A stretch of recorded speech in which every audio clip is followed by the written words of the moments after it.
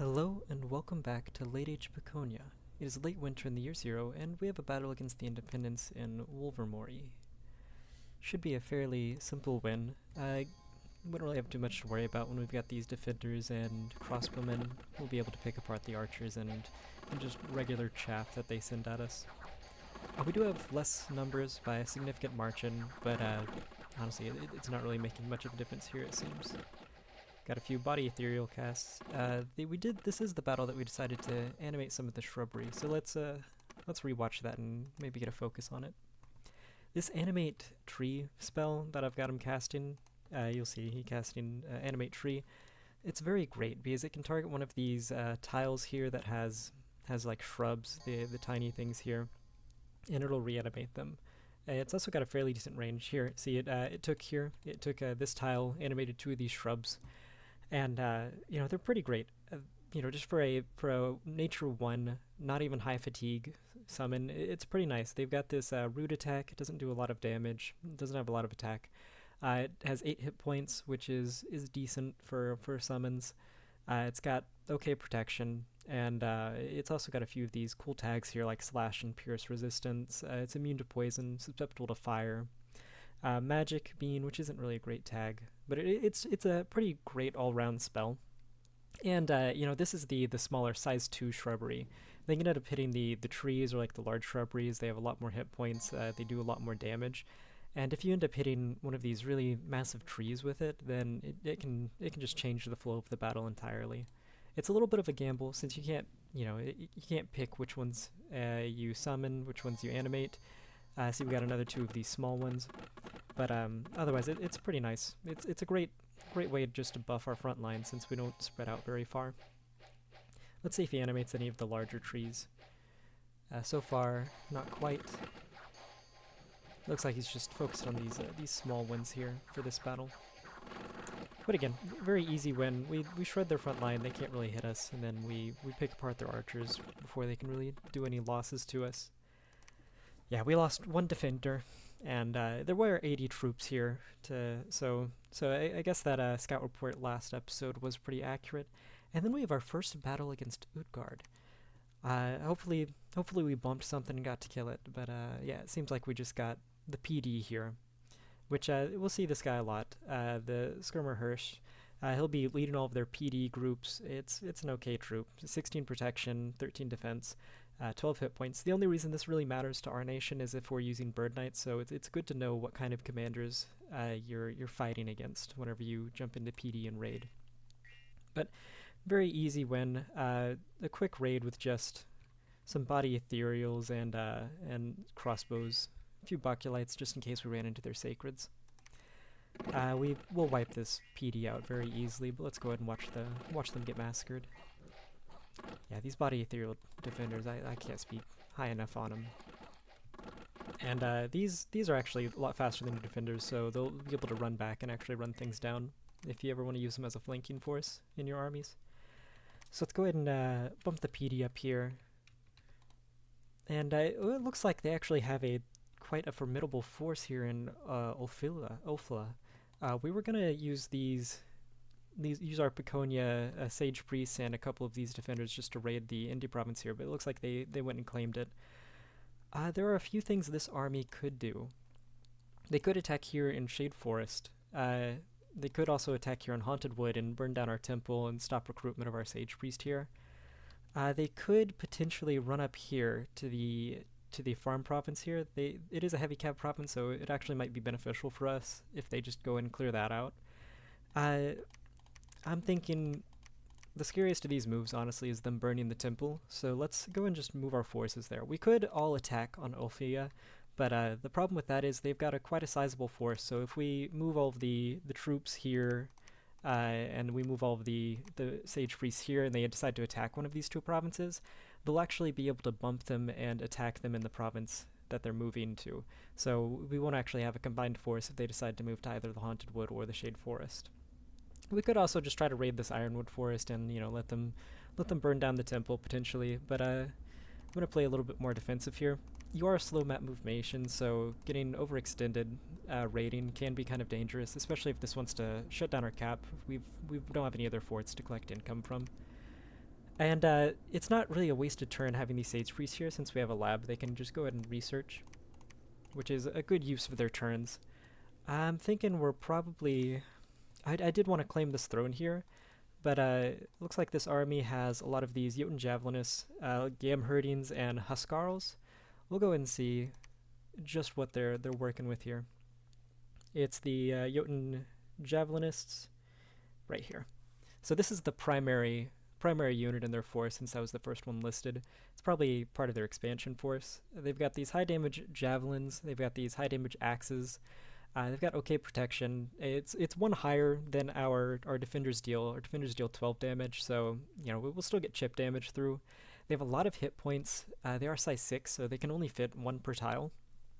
Because you know you can fit a max of 10, so you could fit one of these guys plus a human troop in every tile. 30 gold, so they won't really trade efficiently with our units either. But otherwise, they're just a really high damage, 1 attack a turn. They'll throw a javelin if they're going against something that is susceptible to ranged. This javelin will actually poke through our protection, same with the axe. But body ethereal, they've got low attack density, so every time that they attack, they will kill a defender, but it's not very likely that they even hit, since they have low attack and we have high defense. And then body ethereal will negate it about 3/4 of the time. So these guys aren't very scary. We'll be able to trade very well. We do have to watch out. They'll have a much longer line, so they might run back and hit our crossbows. And then they also had the Gamherdings. These are the scary sacreds. We did go into this war without knowing what their bless is, so we need to watch out. And the Piconye Prester King that we have over here, I want to move him up because, for one, the claim life spam, the smite spam, is very good against these high health troops. We can also give them chest wounds, which will just go a long way. And then also because they have a few more of these Baculites, and if they have a lot of these Gamherdings, it's the second listed troop, so it's the second most numerous troop in their army. Then our Baculites can knock them out, and these guys won't be nearly as much of a threat. We don't know what their bless is, so they could have a scary bless. They do berserk, so we have to kill them. We're gonna have to actually wait until they hit 0 hit points instead of getting them to rout. And then Huskarls. They don't have the Jotun Hurskal. They have the regular Hurskal. It would have said Jotun. Yeah, it's one of these two. Again, probably their expansion force. So not too scary of an army. We don't know if they have any mages running around with it, but there are enough troops here that we have to respect it. So we're going to go ahead and move everything we've got just to the Haunted Wood here.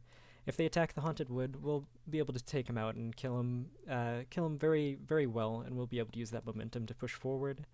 If they attack the Shade Forest, we can probably split our forces, be able to defend both of these provinces next turn. And if they attack here in Perenna, then we may be at risk of losing this palisade we're having, but we can always PD dump, and it'll be nice if they clear out this heavy cap for us. I'll script that and then tell you guys about it. So what we're looking at here, just to start out, everyone's on hold. We've got these Piconye crossbowmen in the back. They have a double line formation. Since we're not looking at any ranged fire, we don't need to worry about giving them a sparse line. Just double line, hold and fire closest. And then we have our Bird Knight commander here, just nestled right in the middle of them, so that he's just out of the way. Stay behind troops. And then in front of that, we've got two very distinct lines. You'll notice everything is also pushed up quite a bit. That's because we'll be fighting with the PD. But we've got a distinct line of Piconye defenders here at the bottom and Baculites here at the top. And in the little space just in between here, I left a little gap, and we put a few of our mages. We nestled a few of our mages in there. Again, everything is just on hold and attack, and we'll go ahead and see what we're working with for the mages. To start out, we did move the Prester King. We also moved a couple reinforcements from the capital with an extra mage, and that gives us a nice little communion with 2 masters, 4 slaves, and then the Piconye Prester King here. All of the slaves have very similar script. They're just going to be doing 2 body ethereals and then jumping in the communion. Our Prester King here is going to be doing Strength of Giants for a few rounds before he switches over to Claim Life. The only slave that's different is we've got a nature slave here that's just going to animate some trees, because I am a gambler. It's pretty fun just to see if you can get one of them big trees right at the start. It'll also lengthen our front line just a little bit, which we do need against these giants. And then for our masters, we went ahead and took the fire randoms here so that they'll be masters. Again, body ethereal, communion master. and then they're actually going to be switching over to Claim Life. And then after that, after they're not scripted anymore, they're most likely going to be doing some of these really good evocations. They're probably going to be doing Firebolt, things like that, like the fire evocations. I like Claim Life more for multiple reasons. Whenever they switch over to a lot of the evocations, then they'll start fatiguing out the Communion. Claim Life doesn't do that, and then it's also not guaranteed to hit the right tile. Claim Life is always going to hit who you intend, but Flame Bolt, for example here, it's precision 2, so it could miss and end up hitting your troops with AoE 1 magic fire damage. It's going to pop through Ethereal and most likely kill anything that it hits. So it's just better, it's safer just to go ahead and with Claim Life. That's also why we're not igniting arrows in this fight. We don't particularly need it, but Claim Life will be able to do a lot of our heavy lifting here in this fight. And like I said, we've got Strength of Giants. This guy is actually nestled in all of the Baculites here, so he'll be Strength of Gianting these two-handed weapons. They'll be able to really dish out a lot of damage, and everybody's also body etherealing for the first 2 turns, which will be the 2 turns that they're holding, so hopefully we'll get a very nice ethereal, hard-hitting front line of these Baculites, and then these defenders will be lagging behind a bit, but they have enough defense that they can hold up anything. I also gave both of these little groups about 10 defenders each, just as bodyguards, because it is very likely that things end up running back here and start engaging with our mages. And when that happens, again, it's good to have these masters here that are fire, so they'll burning hands and just delete tiles. It'll be a very, very easy fight. If they attack here, we'll be able to crush them. Let's go ahead and also pump up the PD a little bit. They don't have anything too special, just these light infantry, heavy infantry. Crossbowmen is nice, it's just always nice to have more crossbowmen. And every PD point is going to give us an extra light infantry, half of a heavy infantry. Both of these aren't really going to do much against giants, they'll just be 1 turn popped every time they swing. But the crossbows will do a little bit, and we kind of just need more of a front line. Since this is also one of our Piconye provinces, Piconye Sage Priest provinces, we'll want just a little bit extra PD just to defend that temple. We are playing Misfortune, so it's something you have to think about. And like I said, I moved just a few of our troops from the capital on this water mage here. And these guys are researching, their turns aren't really wasted. We're not claiming the throne this turn, but we will be getting another Piconye Prester King on the next turn, so we'll be able to move that over to Range of Shadow and claim the throne then. And now we have our forces over here where we took that independent province. Let's pump up PD. Can't forget to do that. I have 2 minds for these people. One, they could actually just go ahead and jump down. It's not a very hard province here in the caves, so it would be very nice to clear that out. But the reason I'm not going to do that with the entire force is because of Old Gold here. We still have that Palisade continuing, still got another 4 months, so if they do run up, take Perenna, I really want just a few forces here to supplement the PD if we end up needing to dump. And it'll be nice just to reinforce all of our forces here. It looks like we're going to be having a nice avenue of attack up through Elfina all the way to Utgard. So what I'm going to do instead is plan to go underground. I was going to use Michael and Rabble here to take Barmy with a couple of defenders, but it's looking like it's not really that great of a province. It's only 83,000 and 8,383 income, so it's not like a super desirable province. Strategically, both Gaeta and Barmy, they both serve the same strategic purpose of creating a choke point for TNG, and it also looks like TNG is probably just going to take Barmy pretty easily here. So what we're actually going to do is move Michael Rabble up here. We're going to leave our Nature Mage just a site search, and we're going to move Head Raccoon over here to Helmshire. I've thought about maybe recruiting a few things, but it's not worth our gold. And what we're going to do is we're going to leave 15 of these defenders in this province, and we're actually going to go ahead and invade the cave system with 3 of our Piconye Sage Priests and just 15 defenders. That'll be able to take out, it looks like there's only about 20. That could change. There could be as many as 40 or as few as about 15. So otherwise, it'll be a very easy province for us to take. We've got better troops than these goblins under here. And it'll also put our head raccoon here in a very nice location that we could reinforce on the front with Haunted Woods, or we could move to Aldgold next turn if we end up needing to. It also just puts a few more of our mages in this location so that we can go ahead and get that temple and lab built in Aldgold. Recruitment, 2 commander points. We're going to go ahead and get another Sage Priest out of the capital, and then next turn we'll get more Prester Kings. We'll just keep getting these all game. For our troops, we're actually going to be getting a lot of these crossbowmen here. Let's also max out our Baculite production as we do every turn, and just fill the rest with crossbows. The reason we're doing this is because it looks like Head Raccoon is going to be meeting up with the rest of our forces here. We'll have an extra commander because our Bird Knight can take a lot of these troops, and then our Head Raccoon can just go back, get another force.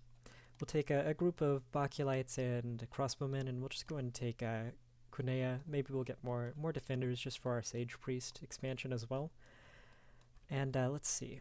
We are getting more scouts in this province here. We're going to keep getting those. We're going to just march it up towards Utgard just to get a little bit more of an early warning whenever stacks like this start coming out.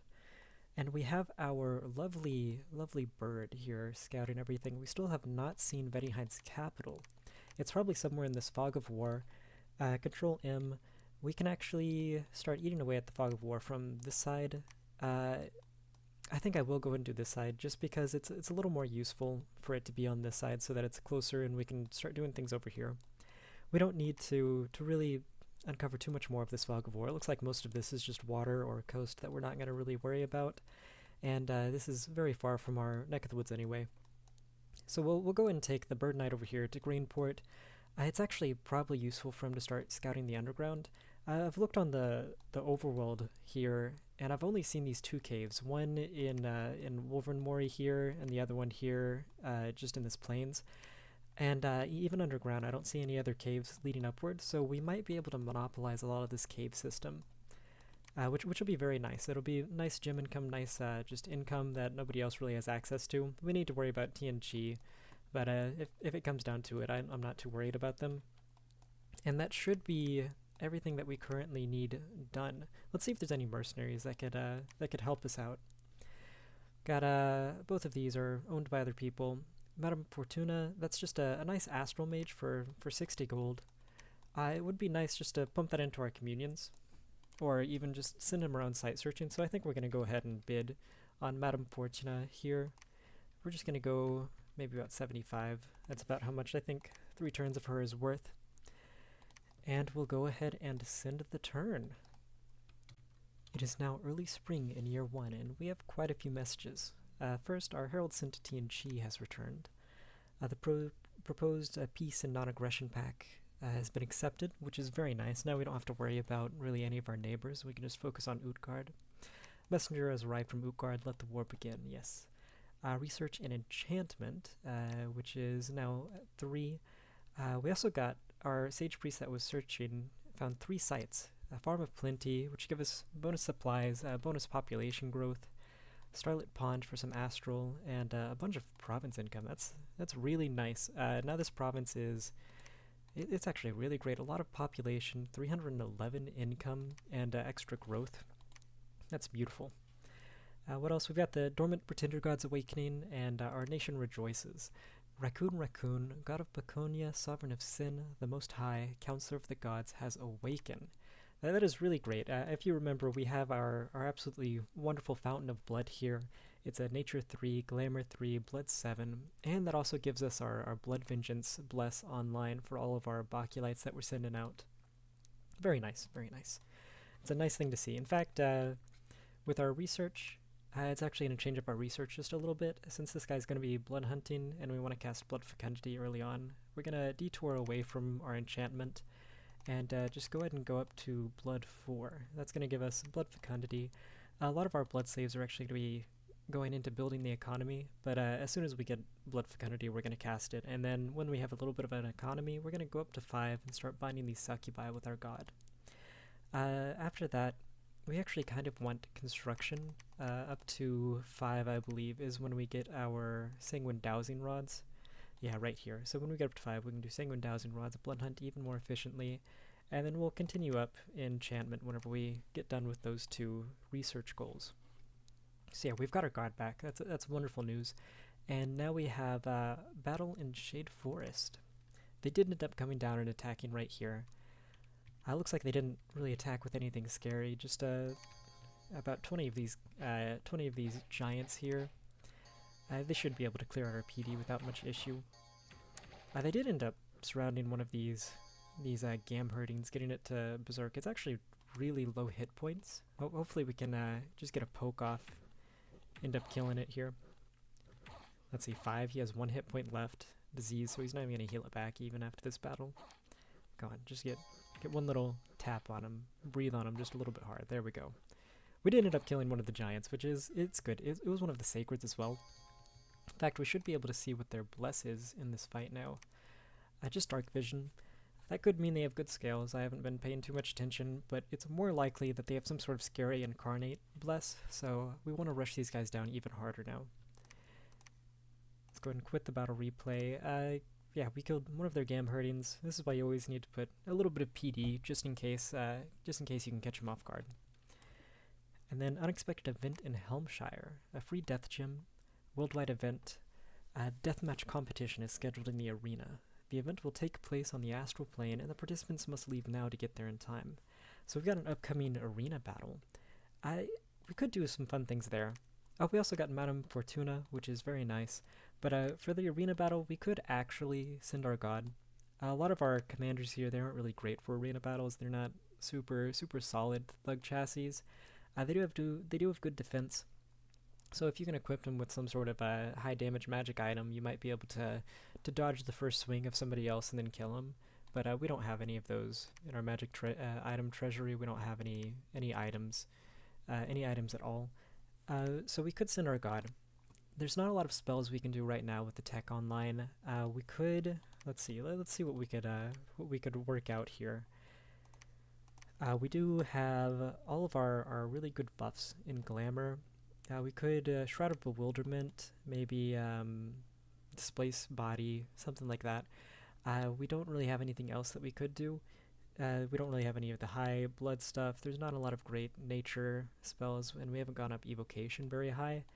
What we would do if we sent him in is really just try to defend, get him really defensive, survivable. He's got 22 protection, which is not something that you can just ignore. And also has Fear 20, so if anything gets within range, it is very likely to rout very quickly.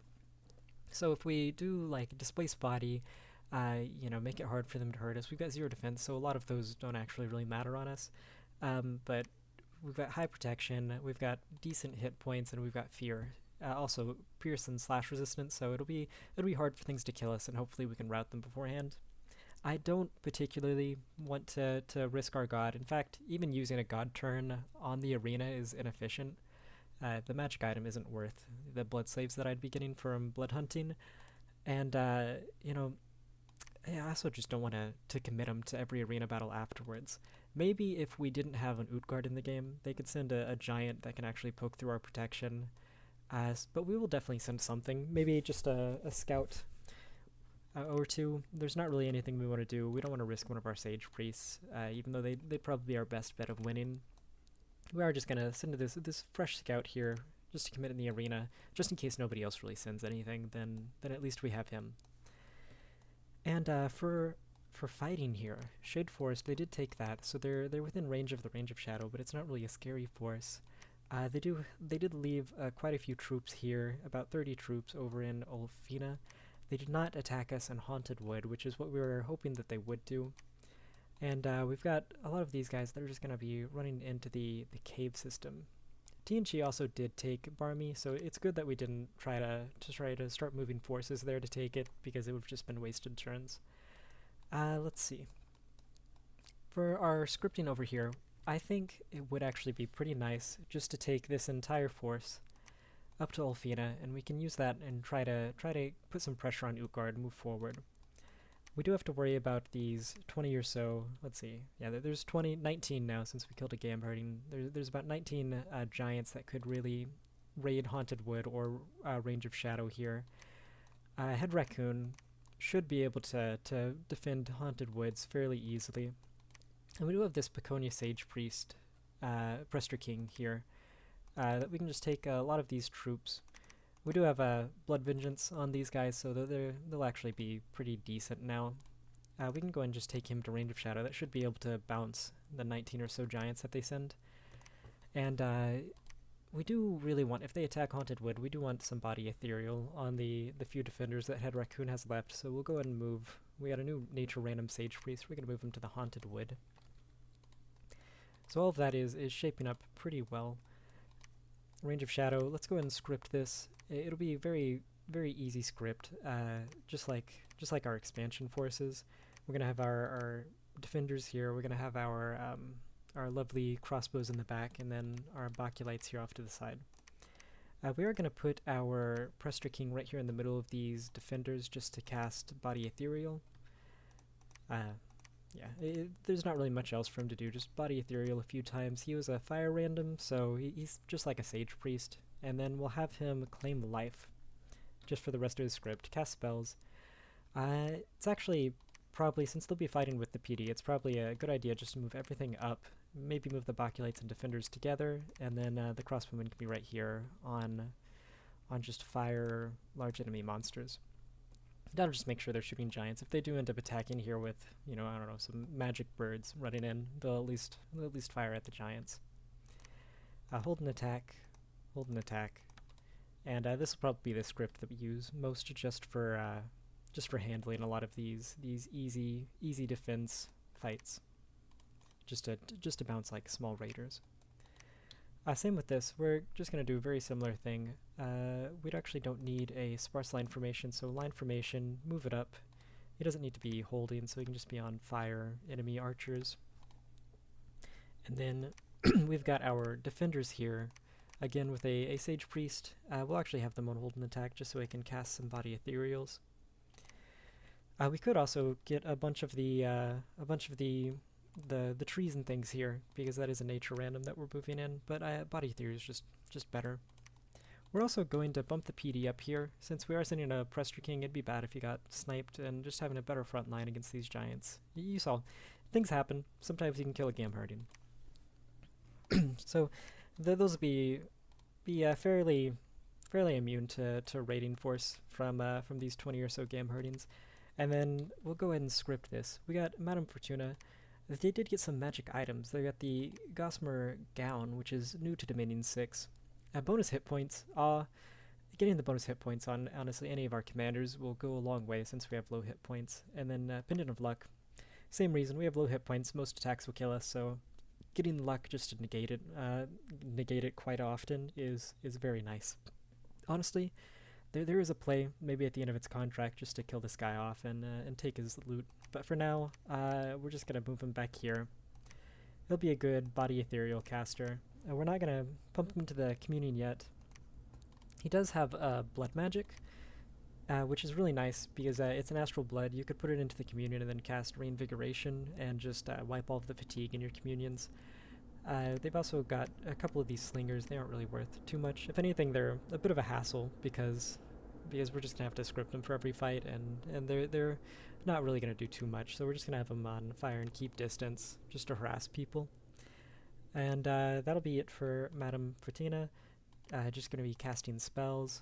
He also has a couple of Astral Gems and Blood Slaves, which is nice. We might be able to do some things like bleed. We don't really have anything else researched, but we're going to be running up blood, so maybe they'll be useful in one of these close fights here.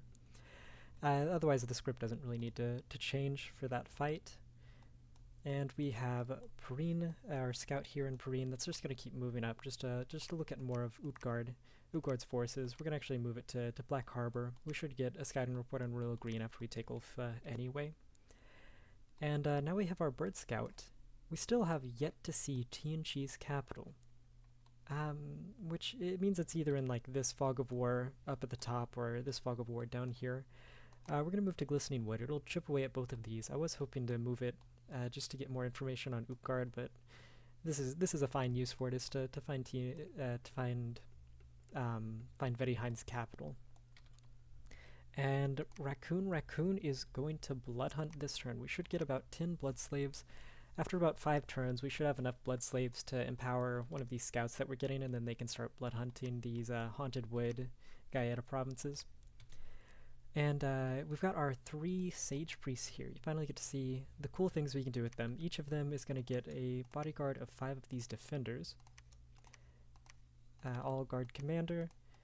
And then for the script, we have a nature random, fire random, and another nature random. So turn 1, they're all just going to be casting Body Ethereal. Twice usually is what you need, but we're going to go ahead and Body Ethereal. You did see on this, I'll go ahead and show you what we're attacking into here. They have Bakumono and Ko-Onis. I believe the Ko-Onis do turn into a spirit form, which has a magic weapon which will ignore Body Ethereal. But also we're using defenders, so we're not actually too worried. They don't hit very hard, and they're not going to get through our protection very easily. So we are still going to Body Ethereal just for that first form, and then against the non-magical attacks that the other troops have. We don't have any trees down there to animate, so just Body Ethereal, Body Ethereal. The fire random is actually going to go ahead and cast a fire shield onto themselves, just in case they're getting attacked. It'll be something to do, and they can go ahead and actually just hold until they get into range, into melee. And this fire random here is going to be doing burning hands every round and just deleting tiles. You don't want them to fatigue out too quickly. If anything, there's actually a play not to do fire shield, since we're going to be spinning that 20 fatigue anyway. It's probably better just to do Gift of Cheated Fate, and then just hold so it has enough fatigue to go ahead and not really worry about fatiguing out when they get into melee.